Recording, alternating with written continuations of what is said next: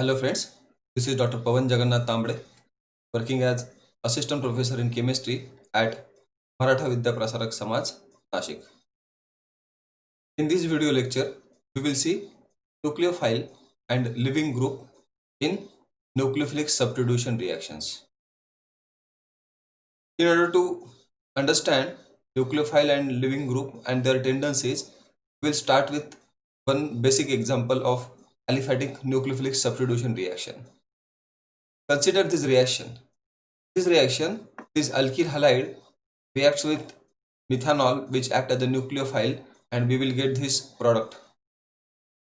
If you look at this reaction carefully and if you remember my last lecture, you can easily name these reactants and products for nucleophilic substitution reaction.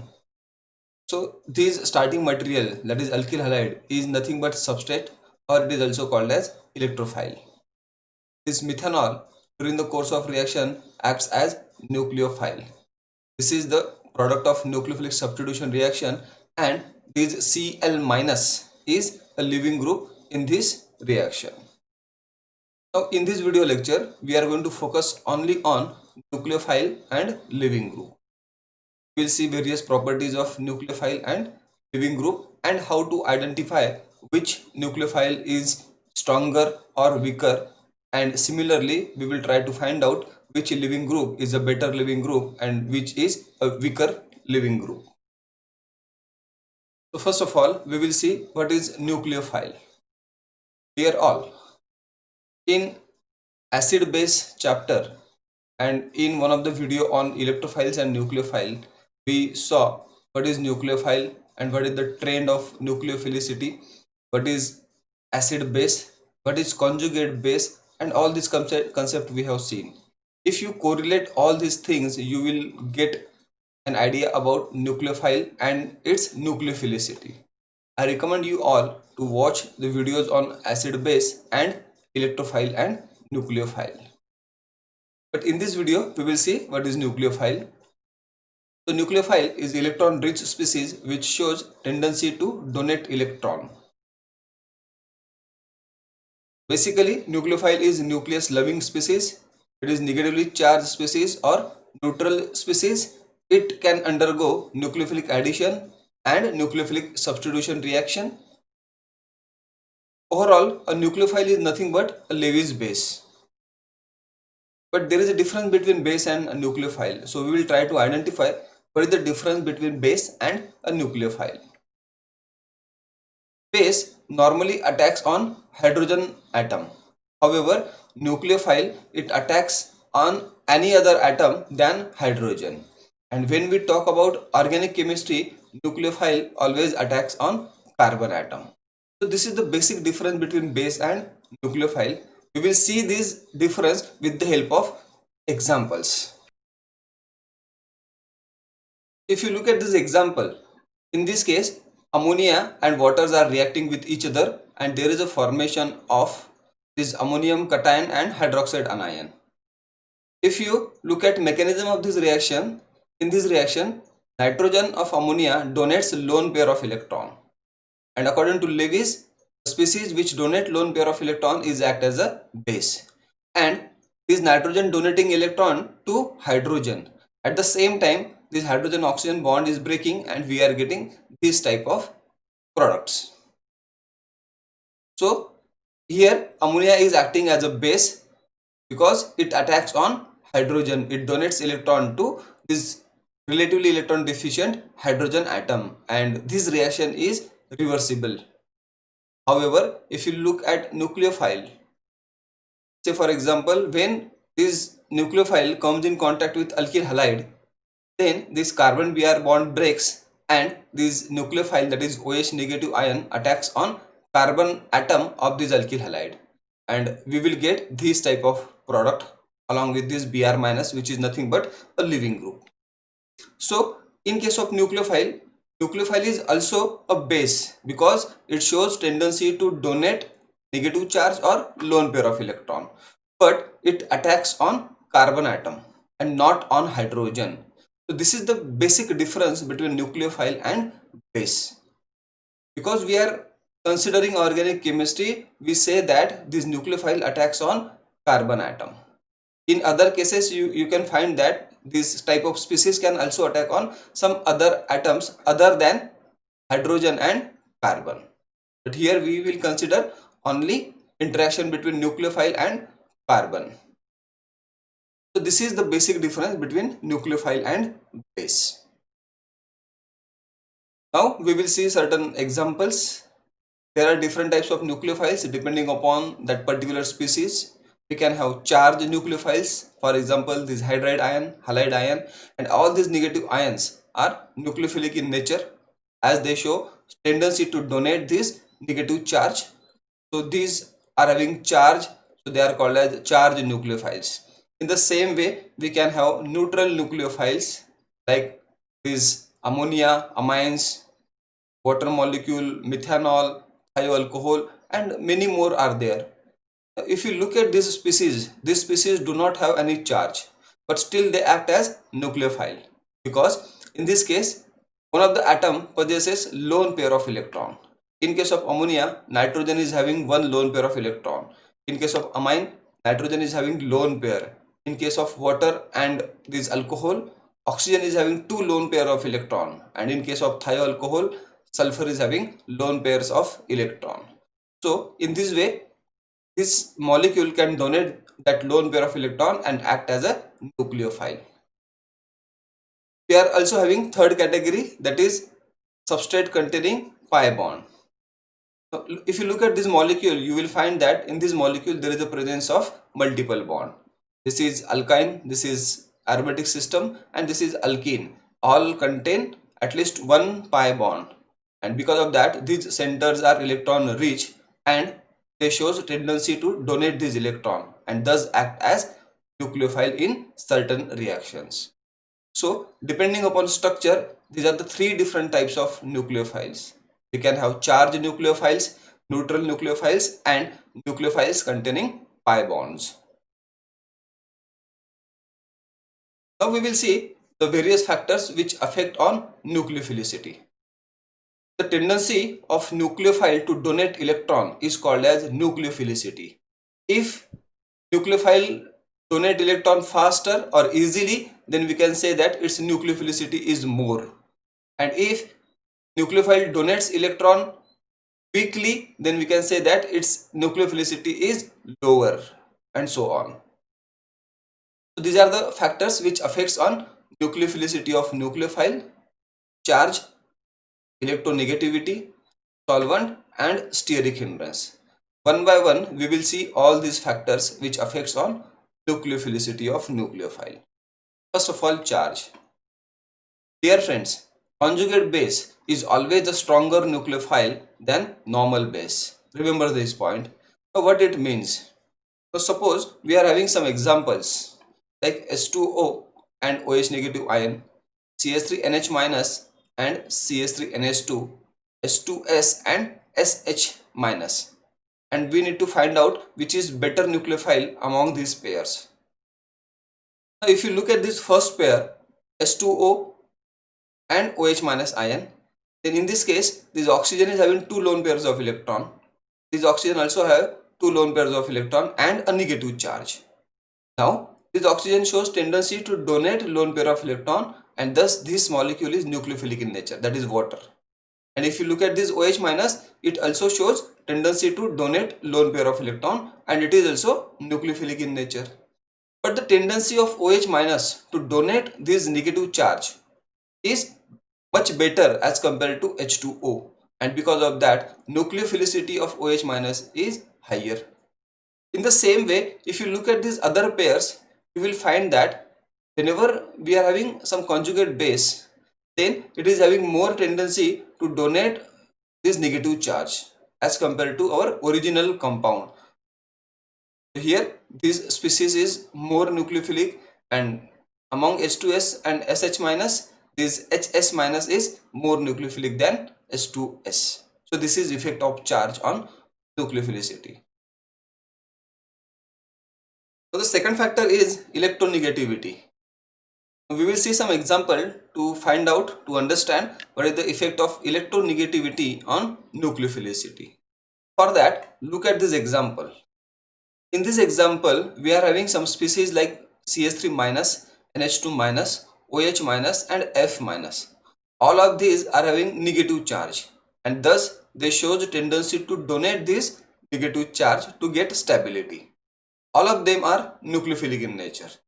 But among these four, this CH3 minus is most nucleophilic and this F negative is lowest nucleophilic in nature. Now why it is so? Nucleophile shows tendency to donate this negative charge or lone pair of electron. But if you look at electronegativity in this four case, then electronegativity of fluorine is highest and that of carbon is lowest. So fluorine shows very strong tendency to hold this electron toward itself.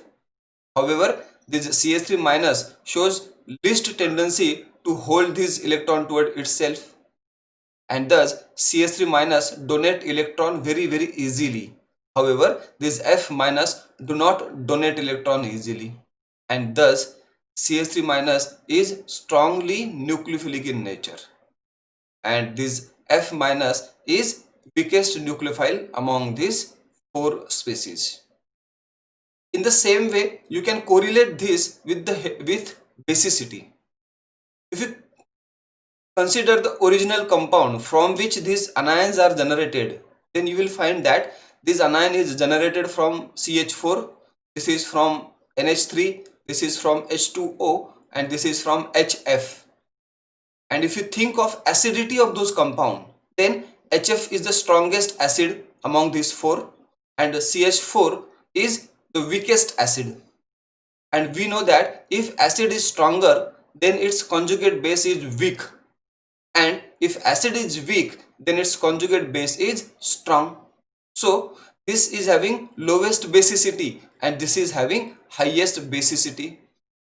And dear friends, there is a direct connection between basicity and nucleophilicity.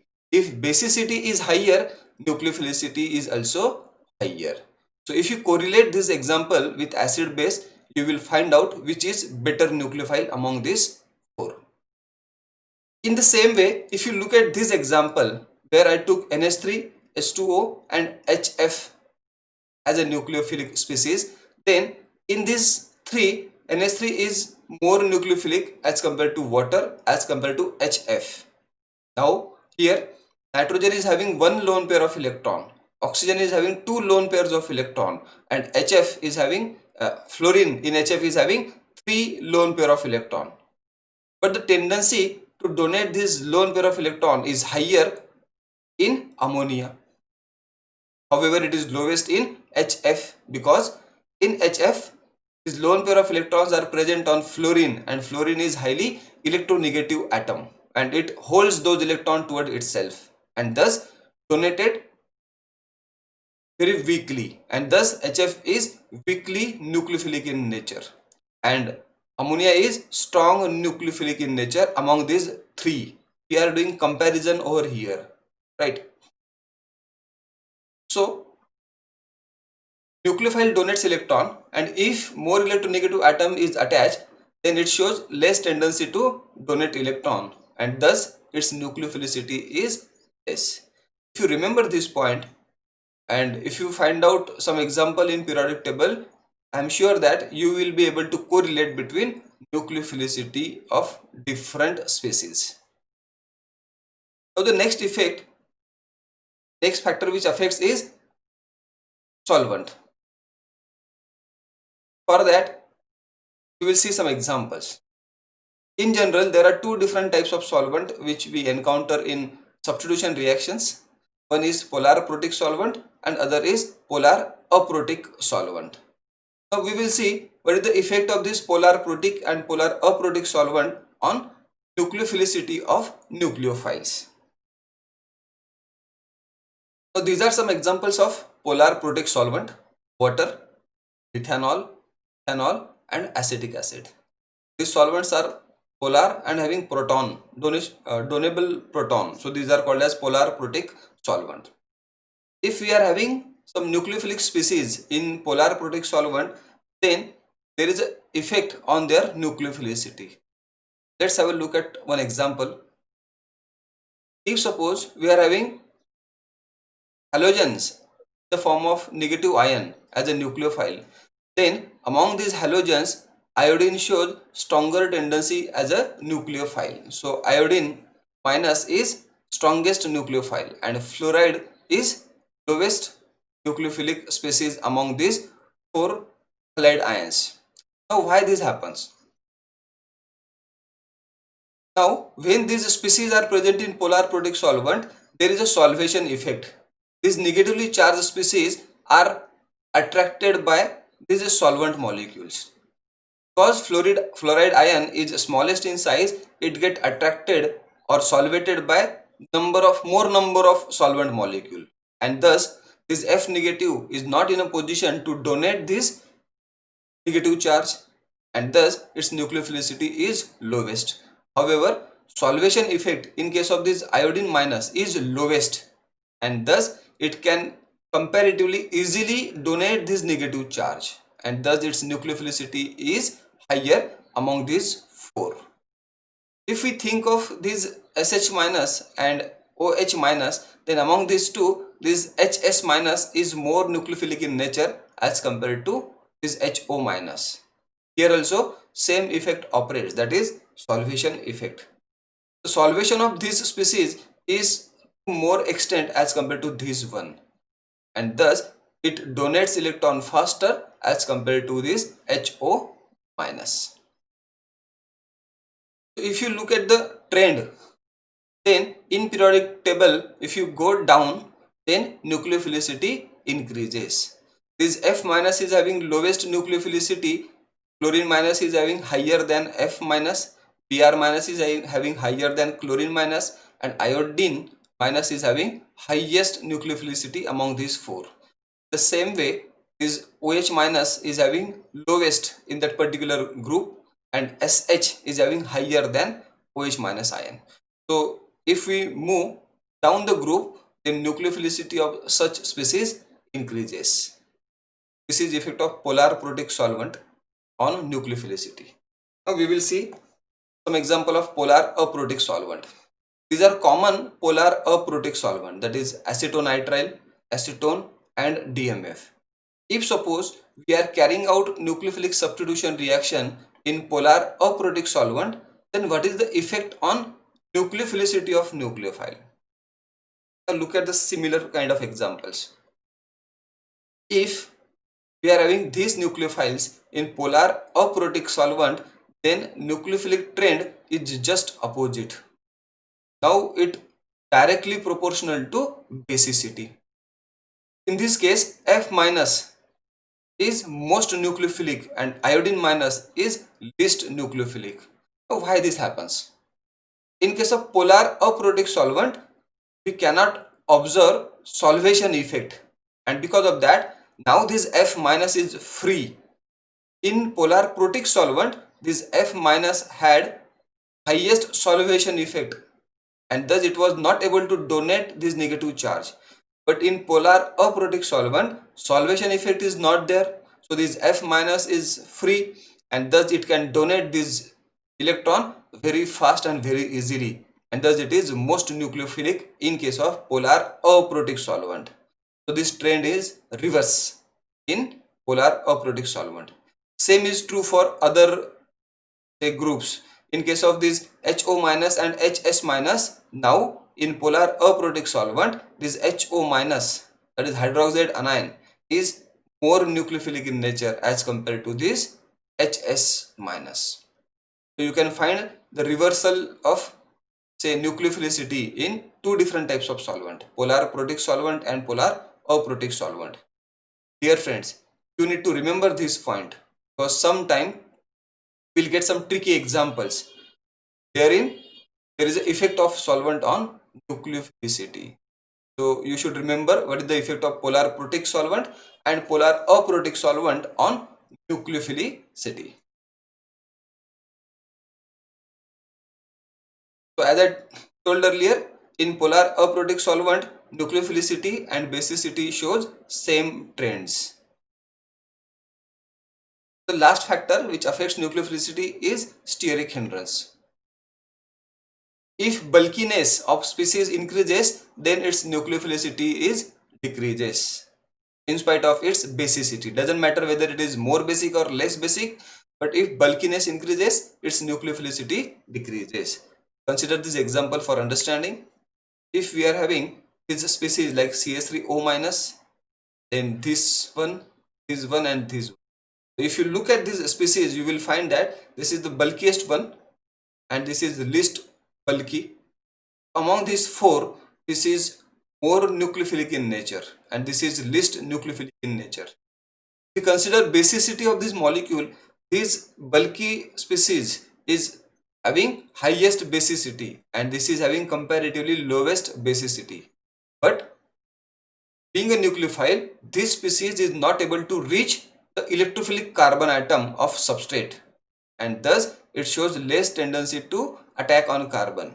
So its nucleophilicity is least because of steric hindrance. However, this type of species which are smaller in size, they can reach electrophilic carbon easily and thus they shows a strong tendency to form bond with electrophilic carbon and thus their nucleophilicity is higher. So remember, if bulkiness increases, maybe basicity of that species will be more, but tendency of that species to form bond, that is donate electron, is less and thus their nucleophilicity is less. So this is effect of steric hindrance on nucleophilicity. Now we will see the living groups. For that, again consider the similar example where this alkyl halide is allowed to react with nucleophile and we will get product. So in this case, this is alkyl halide or substrate or electrophile. This is our nucleophile. This is the product and this Cl minus is acting as a living group. So if you look at nucleophile and living group, you will find that they are having similar charge. The CH3O minus is negatively charged and Cl minus is also negatively charged. So they are having same charge and in certain cases Cl minus is acting as a nucleophile. What is the difference between living groups and nucleophile? So living group is nothing but a nucleophile acting in reverse manner. Now what it means? What nucleophile does? Nucleophile donates a pair of electron to electrophilic carbon and there is a formation of bond between nucleophile and electrophilic carbon. And what is the job of this living group? Living group accepts a pair of electron from carbon. So if you look at this substrate, in this case there is a bond between carbon and chlorine. This bond breaks heterolytically and this chlorine will pull electron from this carbon. So chlorine accepts electron and left this species. So nucleophile donates electron. However, living group is nothing but a nucleophile but acting in reverse way. So living group accepts electron and left that molecule. This is the basic difference between living group and nucleophile. So let's look at some example. Here we are having I minus, Br minus and Cl minus, Sh minus and OH minus. We have seen these species in nucleophile. We have seen the effect of solvent on nucleophilicity of these species. Now we will see the living group, living tendency of this particular species. Among these, this chlorine minus is poor living group and iodine minus is having good living tendency. In the same way, OH minus is poor living group and SH minus is good living group among these two. So why this happens? So if you look at this example, you will find that this halide minus can be obtained from the parent acids like HCl, HBr and HI. Among HCl, HBr and HI is the strongest acid and HCl is weakest acid among these three. And because of that, this iodine minus, which is conjugate base of strongest acid, is less basic in nature. And this chlorine minus, which is conjugate base of weakest acid, is more basic in nature and so on. So this is their basicity trend. living group tendency is depending upon basicity as well. If species is more basic in nature, then its tendency to left, that is living tendency, is less. It will be poor living group. And if basicity of such conjugate base is low, then their tendency as a living group is more in nature, because these are somewhat stabilized as compared to these more basic species. More basic species always try to react faster. However, less basic species try to stabilize themselves with the help of some effect, and thus are available for some short period of time. So among these, iodine minus is a good living group and chlorine minus is comparatively poor living group. Same is the case with this HS minus and HO minus. This HS minus is good living group. This HO minus is comparatively poor living group. So nucleophile is stronger base and living group is weaker base. So understand this correlation, that nucleophile is stronger base because it has to form a bond, and living group is weaker base. We will see certain examples of different types of living groups. We can have some excellent living groups, moderate living groups, poor living groups, and extremely poor living groups. Categorize those living groups so that you can remember them. So these are some example of good or excellent living groups: iodine minus, Br minus, Cl minus, HSO4 minus, tosyl group. These are excellent living group which we can encounter in nucleophilic substitution reactions. These are moderate living groups, that is CH3COO minus, acetate anion, and ammonia. These are poor living group, HO minus and CH3O minus. And these are very poor living group, NH2 minus, H minus, and F minus. So these are different categories of living group. So when you look at nucleophilic substitution reaction, you need to find out what is nucleophile and what is the living group, and depending upon that you can correlate, you can find out whether the reaction will proceed in forward direction or not. This is all about nucleophiles and living group. I hope if you listen this lecture carefully, and if you go through certain lectures of acids and bases and electrophile and nucleophile, you will get a clear cut idea about nucleophile, living group, and in future, in case of nucleophilic substitution reaction, you will be able to judge that which species is good nucleophile or poor nucleophile, which is better living group or which is weaker living group. Thank you very much for watching this video. Thanks a lot.